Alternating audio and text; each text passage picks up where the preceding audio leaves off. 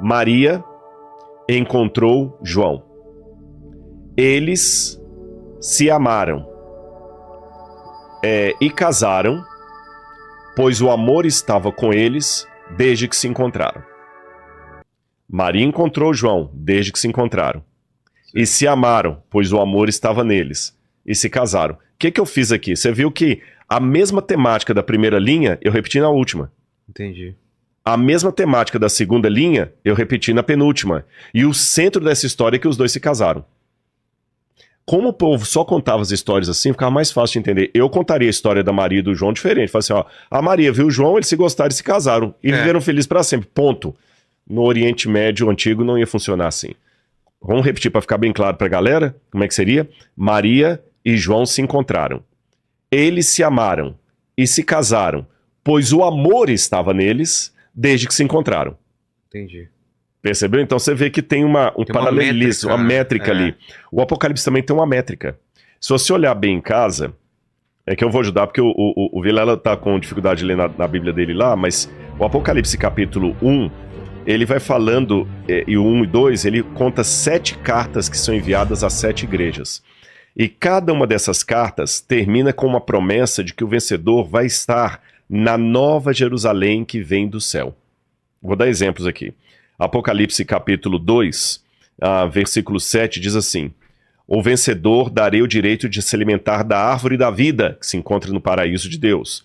Apocalipse 2, verso 11: o vencedor de modo nenhum sofrerá dano da segunda morte. Apocalipse capítulo 2, versículo, deixa eu pegar mais um aqui.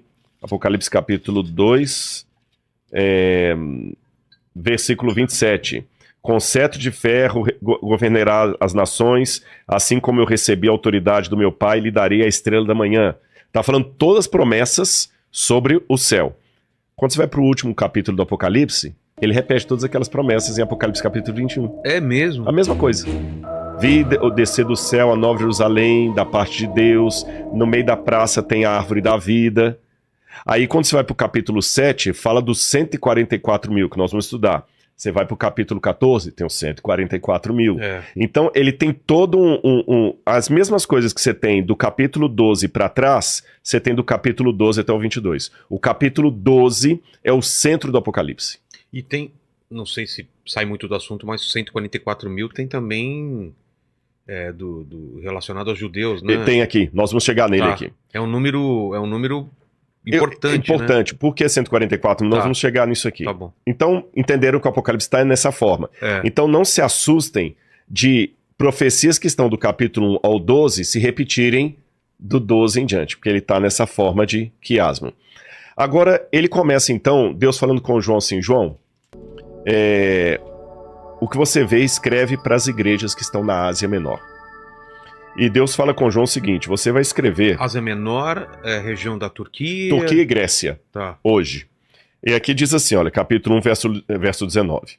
Escreve, pois, as coisas que você viu, passado, as que são, presente, e as que hão de acontecer depois dessas. Por isso que eu tenho uma visão do Apocalipse historicista. Claro, não faz sentido achar que tudo já passou, né? Exatamente, mas eu tenho que ser honesto com você que há teólogos que são preteristas, tem gente que é futurista, tem gente que é idealista. E se baseia também na Bíblia. Exatamente, mas tem várias passagens, eu só li essa aqui, que ele fala que são coisas que passaram, que estão sendo e que vão acontecer.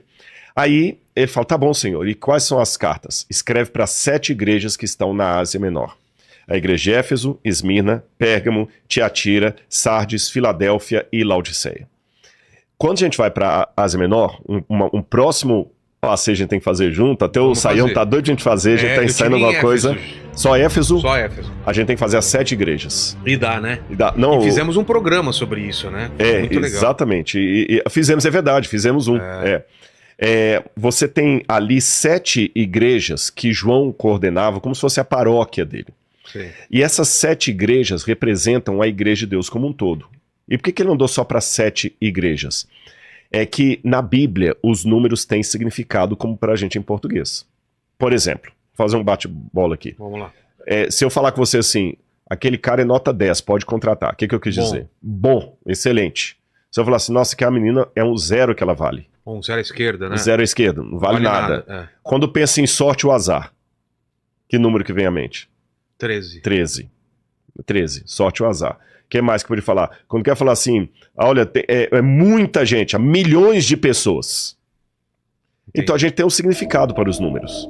Na Bíblia também tem um significado, só que são outros diferentes do nosso. 4 é universal. Quando eu quero falar assim, nossa, hoje a gente fala global, né? Hoje, por exemplo, os quatro cantos do mundo. 4 cantos do mundo, os 4 ventos do céu, os 4... norte, sul, leste, oeste, quer dizer, é universal. Hoje a gente falaria global.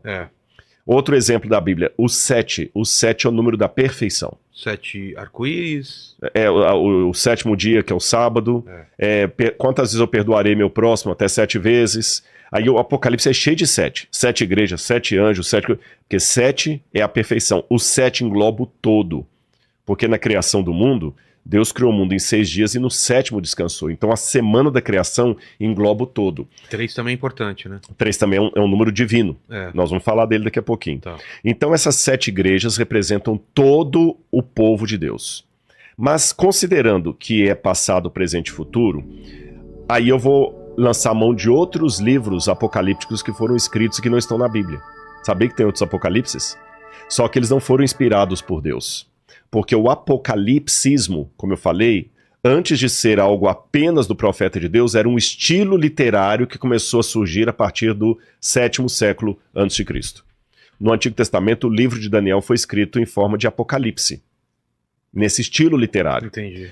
Lembra dos manuscritos do Mar Morto, que já mencionou? A gente inclusive visitou. Para quem não sabe, galera, os manuscritos do Mar Morto foi uma coletânea de pergaminhos antigos de Israel e papiros também, alguns datados de até 200 anos antes de Cristo, que mostram muito do pensamento judaico antes de Jesus nascer. E ali eles têm alguns tipos de literatura que eles falam literatura apocalíptica, que é para falar do fim do mundo, da vinda do Messias e tudo mais. E alguns desses apocalipses, como o Apocalipse das Semanas, Apocalipse dos Animais, eles dividem a história do mundo em períodos, em 7 períodos.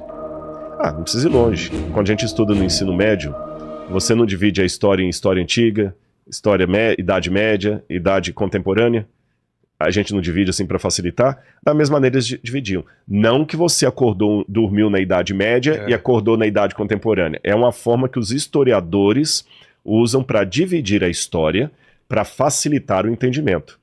Então os apocalipses também faziam isso e outras literaturas. Por exemplo, você tem até historiadores gregos e romanos que dividiam a história em metais. A idade do ouro, a idade da prata, do bronze, etc. E aqui o Apocalipse também parece que divide a história do povo de Deus em 7 períodos. Essa foi a compreensão de muitos pais da igreja, foi a compreensão de muitos autores da Reforma Protestante, da Alta Escolástica, mas hoje está quase em desuso. Poucos teólogos ainda aceitam essa divisão. Eu ainda acredito que ela é válida, embora é claro que cada carta tem uma mensagem para o cristianismo de uma maneira geral.